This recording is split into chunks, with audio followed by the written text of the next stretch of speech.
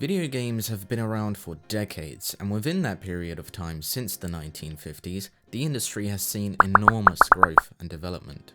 We really went from this. You're watching the most exciting game you will ever see on your TV set. Telstar by Coleco, with 3 different games. To this.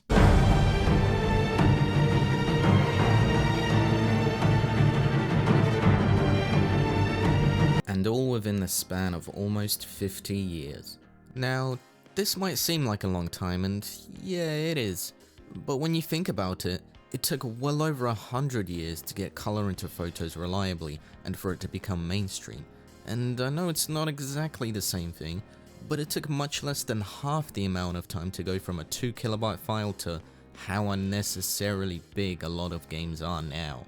Why the hell do games such as Red Dead Redemption 2 take up 90 gigabytes of space? Why do games need to be that big? Now, I'm not saying these aren't good games, no. I just don't want my consoles to eat up 5 games and then say, I'm really full, there's a bit too much food on my plate, boss. Not to mention how long it takes to just simply download these fucking games. What the fuck is this piece of shit? Nevertheless, video games have come really far. We truly have reached the pinnacle of what can be achieved with console gaming, and we have many classics over the years that we can appreciate. So what now? In this day and age, new games are being released left, right and center, and now, some of the best ones out there today are developed by a very small group of people, or sometimes even less, and one of the best parts is, they don't take up a large chunk of space on your console's plate.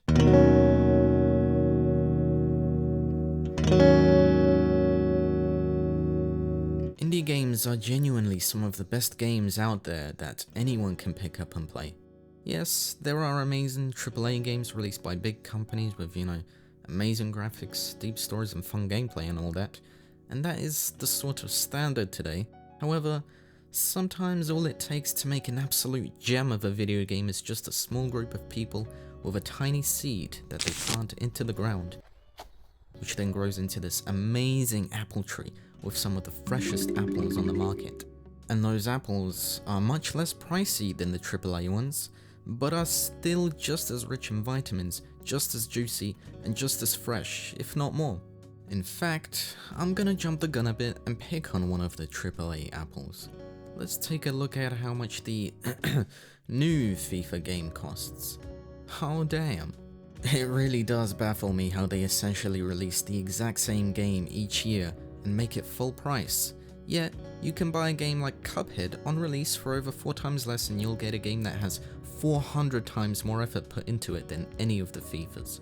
Obviously, not everyone is going to enjoy the same games, and there are specific genres dedicated towards specific people and a specific demographic, of course, but there still is the issue of X amount for a game does not necessarily equal X amount of time and effort put into the making of it. I would gladly pay full price for a game as amazing as Cuphead, but there's absolutely no way I would ever pay that much for any new Call of Duty or FIFA game.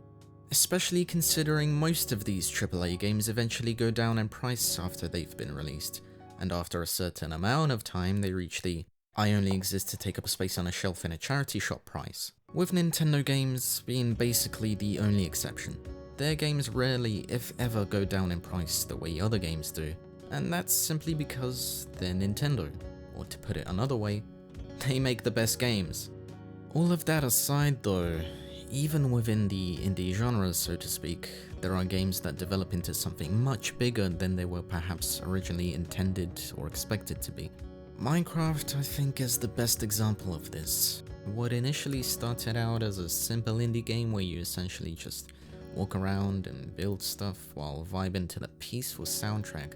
Now though, oh boy, not only is it the best-selling video game to date, but it still gets updates to this day, and has become so big in terms of its influence that it's just not an indie game anymore.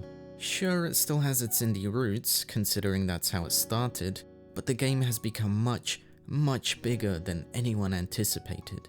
It's honestly pretty nostalgic looking back at it now. The vibe that this game had when it first blew up was just completely different. Or maybe that's just me getting older.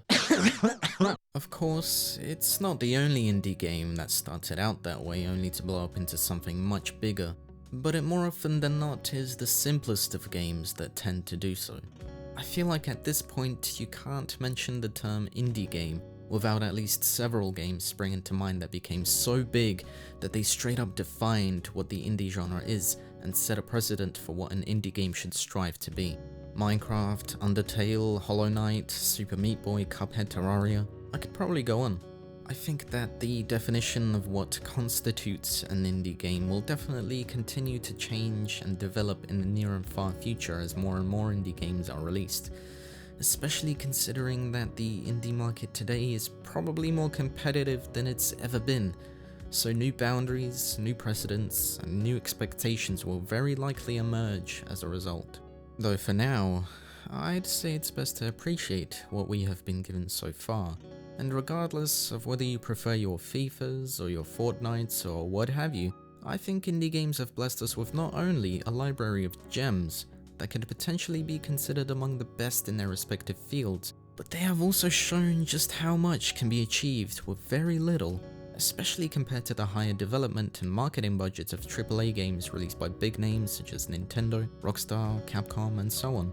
So what's your favorite indie game? Is there maybe an obscure indie game that you think deserves more attention? Please feel free to let me know. I'd love to hear about indie games that are perhaps overlooked by most people, and I'd love to give them the light of day and maybe, find some hidden gems. And well, on that note, have a good one.